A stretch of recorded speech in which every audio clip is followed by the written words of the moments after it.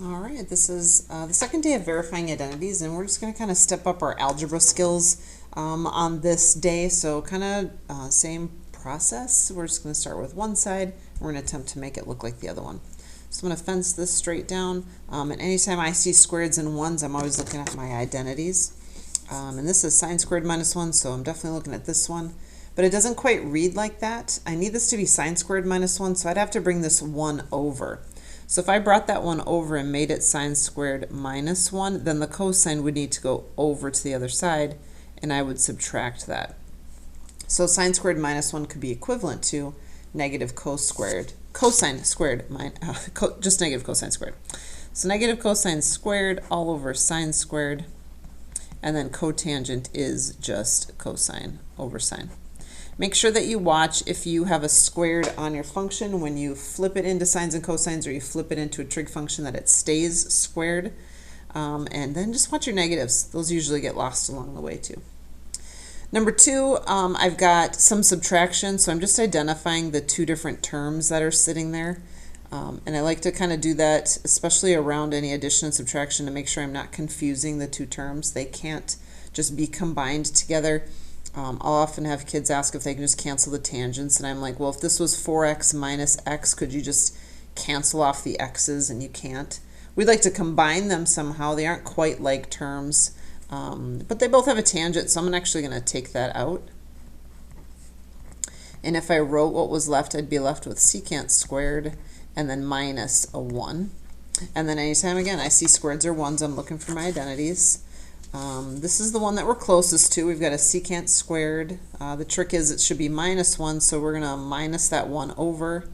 So another version of this would be tangent squared equals secant squared minus 1. So I'm going to take this out and just replace it with a tangent squared. And now I've got tangent to the fourth. Next up, I have got a set of 2 parentheses. Usually when we see stuff like this, we're going to FOIL, which you totally can do. I'm seeing squareds and ones, so I'm going to do an identity again. But you can totally FOIL these. It'll turn out to be the exact same. Like you can get this side to become tangent squared. It's just a different path that you're taking. So this 1 plus cotangent squared beta, I can already see that that's the same as this identity. So this will all turn into a cosecant. And then this 1 minus sine squared is just this one rearranged. So this time we want it to be 1 minus sine squared. So that sine squared would need to come over here. So I would have cosine squared equals 1 minus sine squared. So all of that's going to become cosine squared. And then cosecant is just 1 over sine.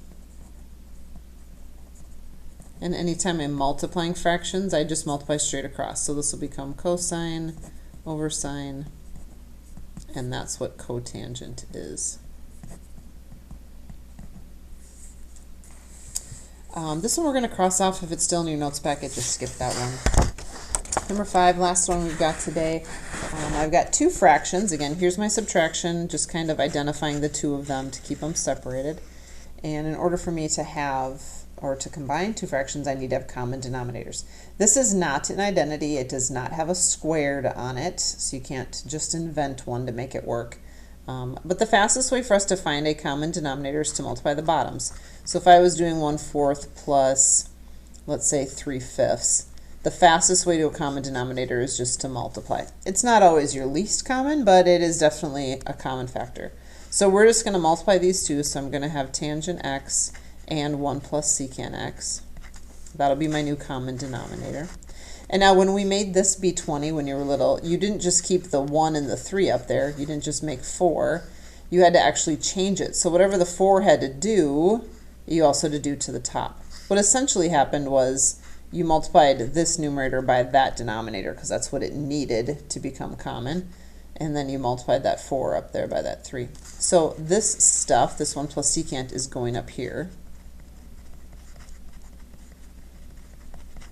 Minus this minus. And then this tangent has to go up there. That's what I needed in order to make a common denominator. So a tan times a tan will be tan squared. Not bad. I'm going to do a little distributing. So secant plus secant squared minus tan squared all over this denominator is tan x and 1 plus secant x. And now I am seeing two squared things, so I'm going to come over here and I'm going to look. Secant and tangent are actually in the same identity, and I just want it to be secant minus tangent. So if I pulled this tangent over here, subtracted it over, I would actually have secant squared minus tan squared. That's another variation, and it would just equal a 1, so that's kind of handy. So all of this is going to become a 1. Make sure that you keep that 1. Don't like just not write anything here. We need that plus 1.